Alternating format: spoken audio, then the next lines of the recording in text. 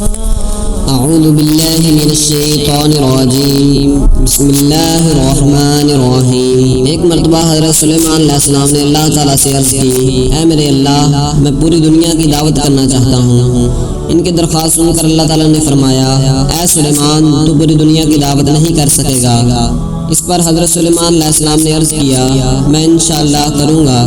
تب اللہ تعالیٰ نے فرمایا، ٹھیک ہے، میری طرف سے اجازت ہے۔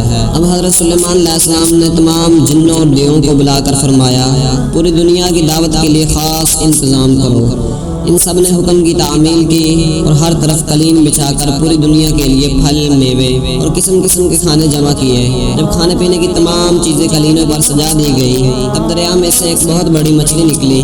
اس نے حضرت سلیمان علیہ السلام سے کہا، اے سلیمان، مجھے بھوک لگی ہے، کھانا دو۔